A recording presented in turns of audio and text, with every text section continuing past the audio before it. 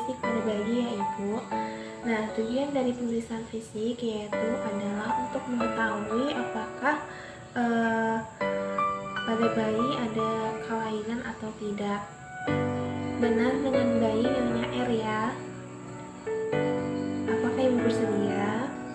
Kemudian setelah kita mendapatkan persetujuan dari pasien, kita mempersiapkan alat dan mendekatkan alat kepada pasien. Kemudian setelah kita bawa ke dalam ruangan khusus, kita memastikan suhu ruang tetap hangat. Kemudian dekatkan alatnya kepada si bayi dan menutup sampiran untuk menjaga privasi dari pasien.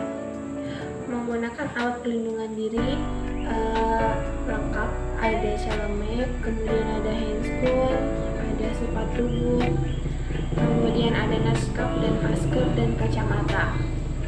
Selanjutnya kita gunakan APD dan kita mencuci tangan, kemudian kita menggunakan handscoon. Segera setelah bayi lahir, kita melakukan penilaian bagaimana keadaan bayi, pernafasan, warna kulit, tangis bayi, tonus otot, dan tingkat aktivitasnya. Pertama, kita memeriksakan tanda-tanda vital bayi, memeriksa suhu yang diletakkan termometer pada skala bayi. Tunggu selama 5 menit. Kemudian kita menghitung pernafasan, aspirasi yang diikuti dengan ekspirasi selama 1 menit.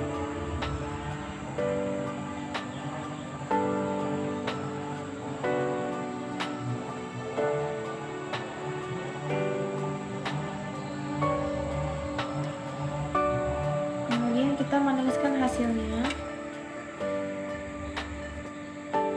Kemudian kita menghitung laju jantung dengan menggunakan stetoskop selama 1 menit.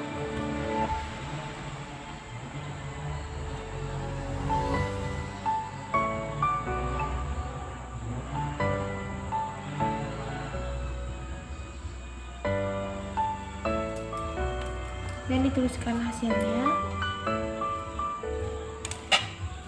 Kemudian kita mengecek termometernya. Suhu normal pada bayi adalah 36,5 derajat Celcius sampai 37,5 derajat Celcius. Kemudian pernapasan pada bayi adalah 40 sampai 60 kali per. Laju jantung pada bayi 120 sampai 160 dan nadi pada bayi yaitu 120 sampai 180. Kemudian kita skala timbangan pada bayi tepat pada di angka 0 dan kita letakkan bayi pada timbangan.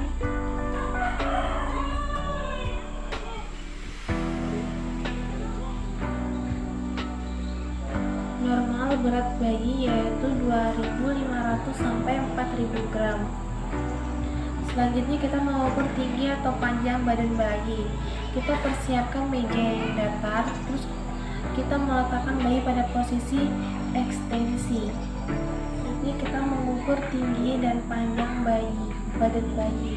Kita persiapkan meja yang datar, kemudian meletakkan bayi pada posisi ekstensi dan kita meletakkan bayi pada garis tengah alat ukur yang bila alat ukur tidak ada, kita bisa menggunakan meteran yang diletakkan meteran tepat di tengah.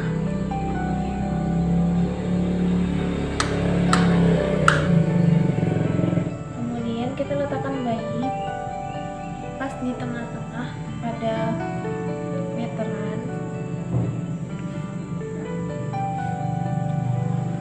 Pengukuran dari mulai ubun-ubun kecil sampai ke tumit kaki bayi. Luruskan lutut bayi secara lembut. Normal panjang badan bayi yaitu 48 sampai 52 cm. Ini kita pemeriksaan keadaan kepala bayi.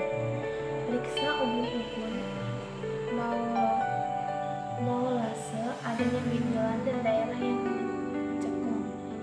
Kemudian kita periksa adanya trauma kelahiran misalnya seperti campur usus, sedanel, dan perhatikan adanya kelainan kongenital seperti aneksefali. Kita ukur dengan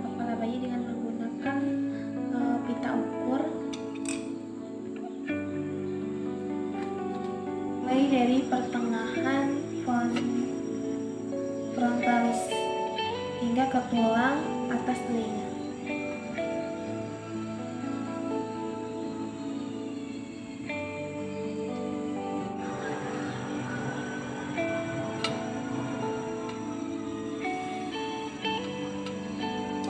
Akar kepala yaitu 33 sampai 37 cm.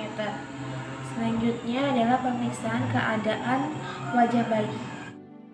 Wajah pada bayi tampak simetris, kemudian terkadang pada wajah bayi tampak asimetris. Hal ini dikarenakan pada posisi bayi di intrauteri. Perhatikan kelainan wajah yang khas seperti sindrom Down atau sindrom Pierre-Robin, dan kita perhatikan juga kelainan wajah akibat trauma lahir seperti laserasi dan fasialis. Kemudian kita periksa keadaan mata bayi. Goyangkan kepala secara perlahan supaya mata mulai terbuka. Mata pupil membesar, mengecil, dan strabismus atau juling. Kelopak mata ada pembengkakan atau tidak? Ternyata tidak ada dan tidak juling. Kemudian kita periksa keadaan mata bayi. Selanjutnya kita periksa jumlah, posisi, dan letak matanya. Periksakan apakah adanya strabismus, yaitu kondisi mata yang belum sempurna. Kita periksa adanya glaukoma. Mulanya akan nampak sebagai pembesaran, kemudian sebagai keruhan pada kornea. Kemudian katarak kongenital akan mudah terlihat, yaitu pupil berwarna putih. Tersebut nampak bulat, terkadang ditemukan pada bentuk seperti lubang kunci yang holobama yang dapat mengindikasikan adanya defek retina. Kemudian kita periksakan adanya trauma seperti palpebra, pendarahan konjungtiva atau retinanya. Kemudian kita periksa adanya sekret pada mata. Konjungtiva oleh kuman gonococcus dapat menjadi phanoplatmia dan menyebabkan kebutaan pada bayi. Kemudian apabila kita temukan epicentrus melebar, kemungkinan bayi akan mengalami sindrom Down.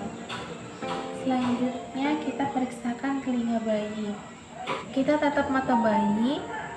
Bayangkan sebuah garis lurus yang melintang pada kedua mata si bayi secara vertikal untuk mengetahui apakah bayi mengalami sindrom Down.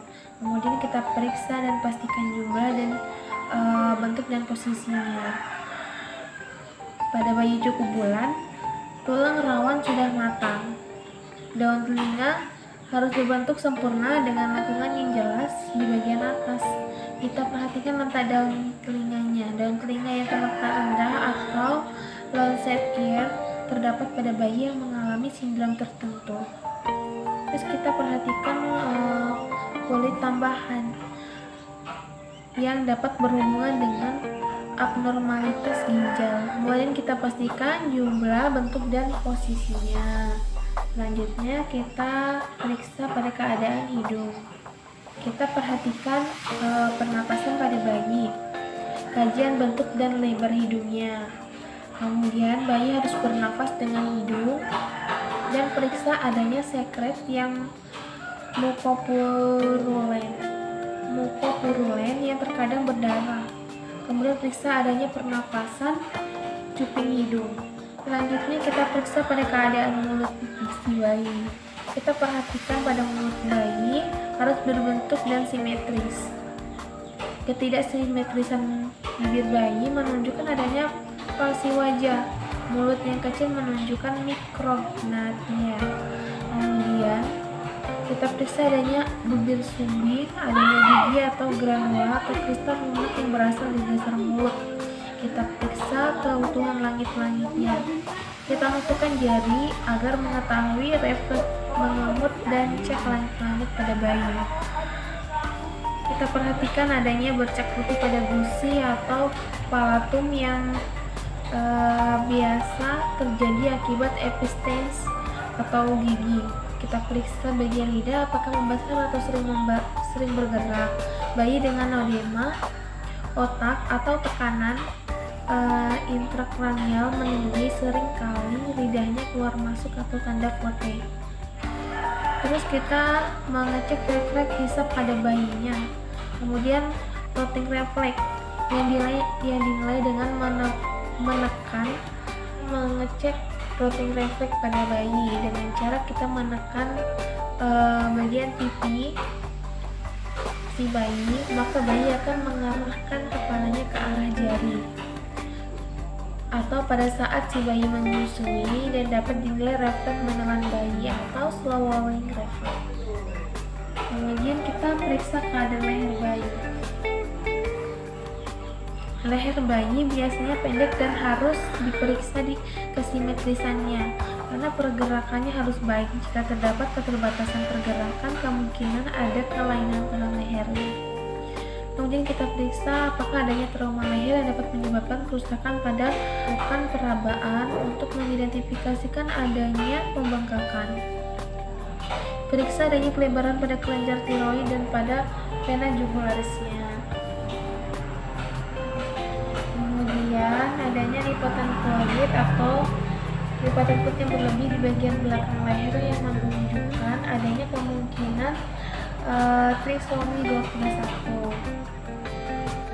Selanjutnya kita periksa keadaan dada bayi. Periksa kesimetrisan pada dada saat bernapas.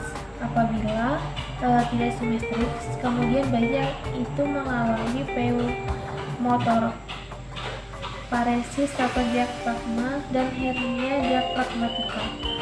Pernapasan yang normal di dada dan abdomen akan bergerak secara bersamaan.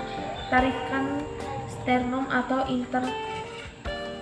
interkostal pada saat bernapas perlu diperhatikan. Kemudian kita ukur dada dengan mengukur dengan pita cm. Ukuran normalnya 36 cm.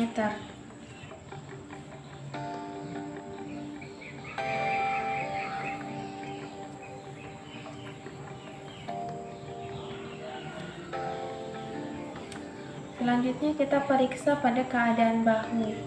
Nah, kita raba seluruh klavikula untuk memastikan keutuhan, terutama pada bayi yang lahir dengan presentasi bokol atau distosia bahu. Kita periksa kemungkinan adanya fraktur.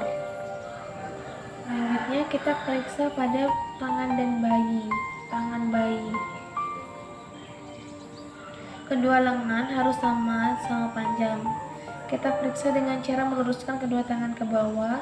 Kemudian kedua lengan harus bebas bergerak. Jika gerakan kurang, kemungkinan adanya kerusakan neurologis atau fraktur. Kemudian kita periksa jumlah jari pada bayi. Apakah lengkap? Kita perhatikan apakah adanya polidaktili atau sidaktili, kekurangan atau kelebihan pada jari bayi. Kemudian telapak tangan harus terbuka. Garis tangan yang hanya satu buah dengan abnormalitas kromosom seperti trisomi 21. Nah, kemudian kita periksa adanya paronisia pada kuku yang dapat terinfeksi atau tercabut sehingga menimbulkan luka atau perdarahan. Kemudian kaji refleks Grapes pada bayi. Nah, bagian lengan kita lihat posturnya. Otak bila diangkat adanya tekanan lawan dari bayi dan refleks menggenggamnya ada atau tidak. Selanjutnya kita periksa keadaan sistem saraf bayi. Kita lakukan rangsangan seperti menekuk untuk mengetahui refleks morong. Selanjutnya pemeriksaan keadaan abdomen pada bayi. Bentuk cekungan atau datar. Jika perut sangat cekung, kemungkinan terdapat hernia diafragmatika. Kita lihat perut bayi apakah normal dan rasakan perut pada saat menangis keras atau lembek. Adanya benjolan sekitar tali pusat pada saat dia menangis. Kemudian kita periksa keadaan tali pusatnya. Pada abdomen yang membuncit, kemungkinan adanya hepatos, splenomegali atau tumor lainnya. Jika perut kembung, kemungkinan adanya enterokolisis vesikalis atau onkalkel atau diskus. Kemudian perut bulat yang seperti orang kembung teraba lemas dan dia tidak kaku. Setelah itu bayinya flatus. Kemudian normal pada lingkar perut pada bayi yaitu 36-38 cm. Selanjutnya kita ke pemeriksaan genitalia dan anus bayi. Pada bayi laki-laki panjang penis biasanya 9-4 cm dan lebarnya 1-1,3 cm. Pada posisi lubang uretra, prepusium itu tidak boleh ditarik karena akan menyebabkan fibrosis. Adanya hipospadia atau epispadia. Skrotum harus dipalpasi untuk memastikan jumlah tesis ada 2. Kemudian warna coklat tua, berkerut, tengahnya ada lubang dan kita cek apakah adanya kelamin ganda. Kemudian tanda belum cukup bulan yaitu memiliki kulit yang tipis. Pada bayi perempuan cukup bulan, labia mayora itu menutupi labia minora. Di labia ada warna yang putih, nah itu normal. Kemudian jika warna putih itu berlebihan, bisa kita bersihkan dengan menggunakan pasta. Lubang uretra terpisah dengan lubang vagina. Kemudian terkadang tanpa adanya sekret yang berdarah dari vagina. Nah, hal ini itu disebabkan karena adanya pengaruh hormon ibu.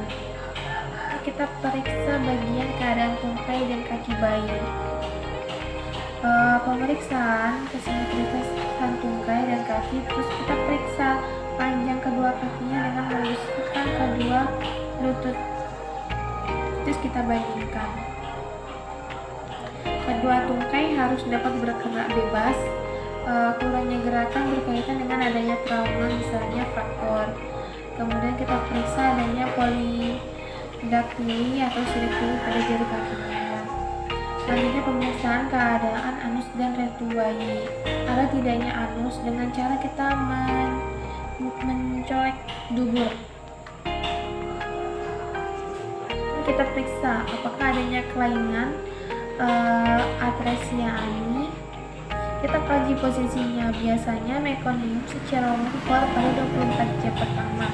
Dan jika sampai 48 jam belum keluar, itu kemungkinan adanya mekonium plug syndrome. Bisa kita usap bagian anusnya. Kita tidak boleh mencolek beberapa kali, boleh sekali saja. Selanjutnya kita pemeriksaan keadaan punggung bayi. Periksa spina dengan cara lumpuhkan bayi. Kita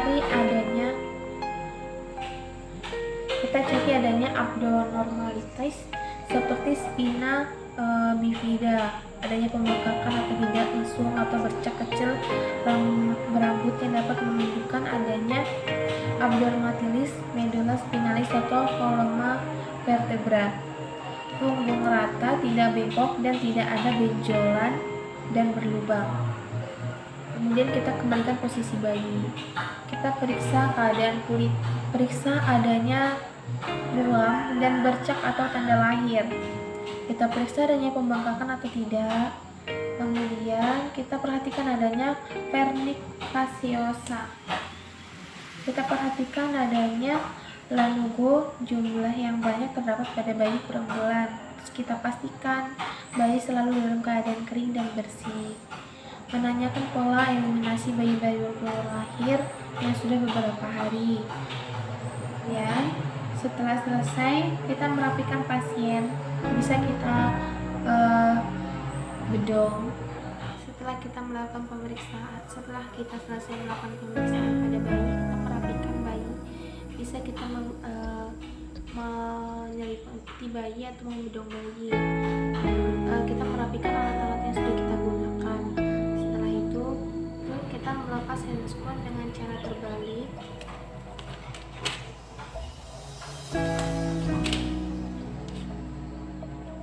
Dan kita mencuci tangan. Setelah kita mencuci tangan, kita kembali ke ruangan.